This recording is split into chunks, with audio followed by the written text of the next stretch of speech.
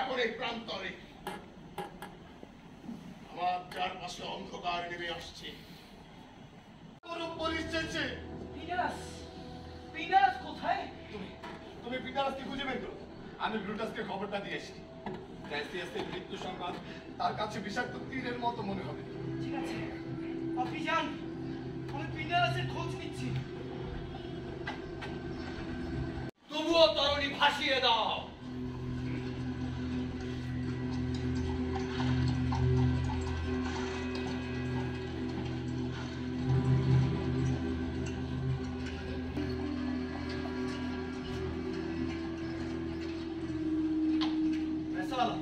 বলুন মালিক।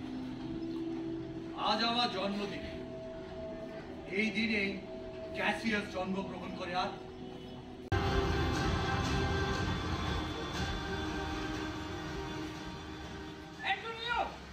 ওই দেখো, আমি যা ভেবেছিলাম তাই সত্যি প্রমাণিত হচ্ছে। তুমি বলেছিলে শত্রু বাহিনী এই সমতল ভূমিতে আসবে না, তারা পাহাড়ের চূড়া ঘাড়ি যাবে, কিন্তু তা হলো না। ওরা আমাদের নিকটে এসে গেছে।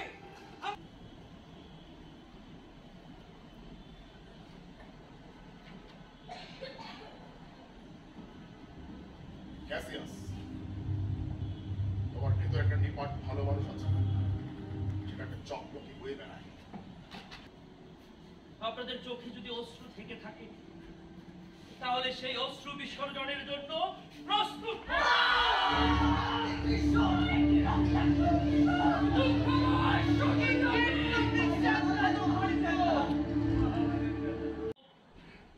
আপনারা মনোযোগ দিয়ে আমার কথা শুনুন। আমি এখানে এসেছি সিজারের সৎকার করতে, তার প্রশংসা করতে নয়।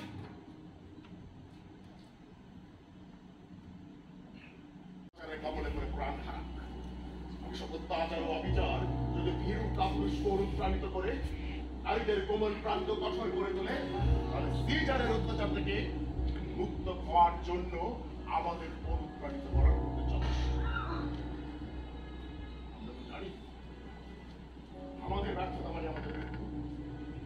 সুতরাং আমাদের নতুন করে শপথ নেওয়ার কোনো প্রয়োজন নেই। প্রমাণ যাতে বিশ্বাসঘাতক নয়, আর কেউ যদি এতটুকু প্রতিজ্ঞা ভঙ্গ করে, তাহলে সে প্রমাণ করবে যে তার রক্ত ভেজাল এবং সে জানো। আর এইসব থেকে তুমি ভীত হয়ে পড়েছো। আমি তোমাকে আজকের এই ঘটনার নেপথ্যের কারণগুলো খুঁজে বের করতে পারি। আজকের এই রাত্রির মতো